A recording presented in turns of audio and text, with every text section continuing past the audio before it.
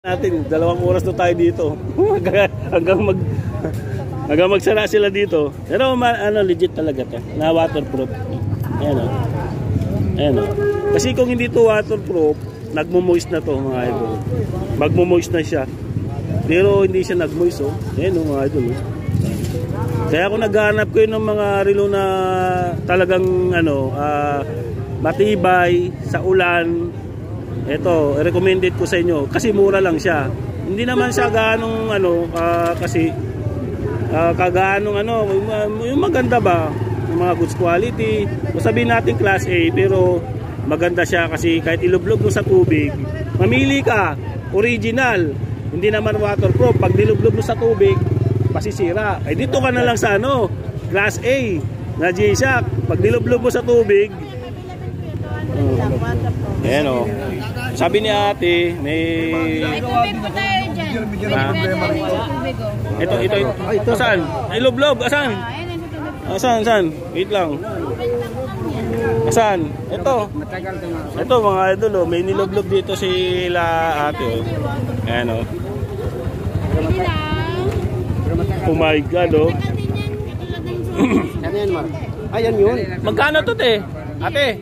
150 pa may 200. 200 pa yung hawak. Waterproof o binang 150, 200 yung presyuhan. Oh, grabe oh. Kasi tignan mo naman itong makina. Matindi. Lubog nga natin. Lubog. Kanina pa nakababad yan mga idol.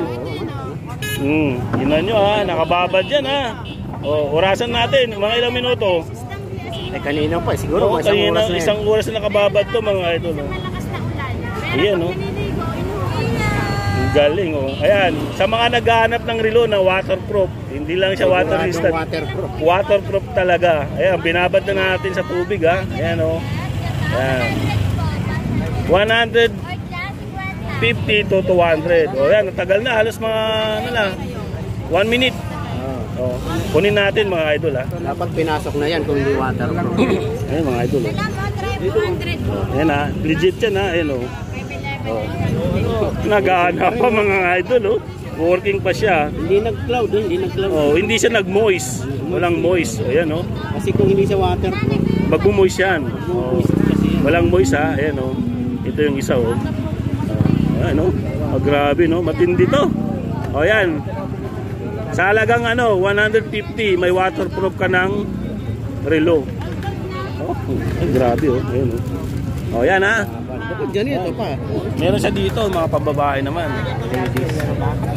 Price range natin Mar dito, magkano? Kasi yung mga pambabae nyo, magkano? 150 po dito. Dinari lang yan, madali po siya lang. Okay lang yan. Okay lang, di ba ate sinasabi? Si ate, sinasabi niya yung totoo. Mga sa kanya, replika natin, battery lang po tayo. Wala po tayong automatic.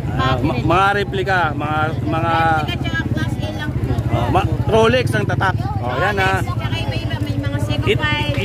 Yun ang kagandahan kay ate. Sinasabi niya yung totoo. Oh, ha? Yan. Meron siyang mga replica, mga class A, mga hindi automatic, mga battery operated. Pero katulad nito te. Battery lang din niya pero open back po ang tawag niya na pagkakamalan automatic. Ayun oh. Oh, ayun nga mga idol oh. Oh, makikita niyo siya. Oh, automatic 'yan, pero sabi ni ate, battery operated. Open back. Ayun oh. Oh. Ayan mga idol. Kita yung likod. Oh, so ngayon, pagka napuntahan nyo to, ate, asan ba siya? Dapat na. Ang pwesto niya, lagi-lagi ba kayo dito te? Sabado-linggo lang. Saan tayo ngayon magbabase? Basta dito lang siya sa right side. Mga nagbibinta ng mga ano, ng mga ay, idol, shout out eh no. Yan. Mga nagbibinta ng accessories ng cellphone, mga charger yan, dito siya sa Lihera. Kasi kagandahan dito, sinasabi niyo yung ano, yung tunay at totoo. Mahirap na baka balik na tayo at makipag. Yung, diba? Tapos ito, yung sinasabi niya, ito meron dito tig ano to te? Ito, ha? Ordinary. Nagpipage siya kaagad, yan. Pang araw-araw lang, pangpasok, pangurasan, yan, 150, tama ba? 150. Tapos meron siya ditong 511. 200 pa 511. Oh, to, yung 511 niya, tig 200 lang. 200 lang yung mga yan. 511. Tapos yung mga G-Shock dito eh. 150 po. O, 150 yung G-Shock. Waterproof. Ha? 150 waterproof. Ayan? Oo. Pwedeng sample? O. Babad natin, wala problema. Oo, pwedeng pakuwate ng isang piraso. Ayan o. O. O yan o. Legit to, idol ha. Ayan mga idol o. Sabi ni ate, waterproof. Kumuha tayo ng isang piraso. Wala problema, pwede balik sa akin yan kung sakali pasukan ng tubig. May warranty pa? Pwedeng ibalik pagpasukan ng tubig? Pagpasukan ng tubig. Huwag lang masisira. O, ayan na, ilulubog natin. Mga ilang minuto te. Pwede ka rin maganda ng 2 oras. 2 oras, 1 oras. Tingnan natin ha. O yan, ilublob natin.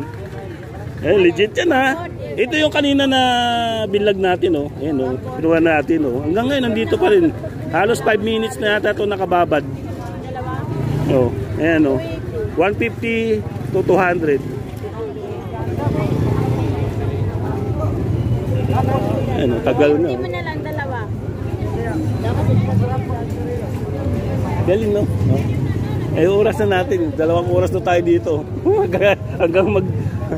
Hanggang magsara sila dito. Pero ano, legit talaga to. Na waterproof. Ayan o. Ayan o. Kasi kung hindi to waterproof, nagmo-moist na to mga idol. Magmo-moist na siya. Pero hindi siya nag-moist oh. Ayan o mga idol.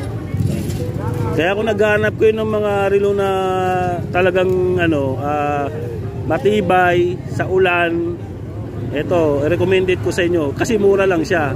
Hindi naman siya ganong ano, kasi kagaanong ano, yung maganda ba, yung mga goods quality, o sabihin natin class A, pero maganda siya kasi kahit ilublob mo sa tubig, mamili ka, original, hindi naman waterproof. Pag nilublob mo sa tubig, masisira. Ay dito ka na lang sa ano, class A na G-Shock. Pag nilublob mo sa tubig, oh, Pwede mo pa saya. pwede mabasa. Ha? Pwede ka pa para may babad natin. Yan din? Nilulublob din yan? Nilulublob din parang 511? Ay, ganun. Oo. Lahat pala ito mga ano. Waterproof. Ito na pang hindi na din waterproof. Ayun mga idol. Oh. Uulitin natin. Lahat pala ito, mga 511 na yan, mga waterproof. Hanggang dito. Hanggang dito. Tapos yung mga G-Shock waterproof din. Ang hindi lang waterproof ito. Mga ganyan. Ito. Ito tayo magkano to? Itong digital mo. Patagal niya ito. Ay, ganda ng 511 eh. Ito hindi waterproof. Pagdating dito sa area ko, puro waterproof. G-Shock. Magkano na yung G-Shock? Ha? 200. 200. 200 May waterproof ka na. Waterproof. Ay, hanapin niyo si ate dito. Tuwing Sabado at Linggo lang siya nag-ano. Ba't may nilapag? G-Shock. 200. 200. Ano yun na po?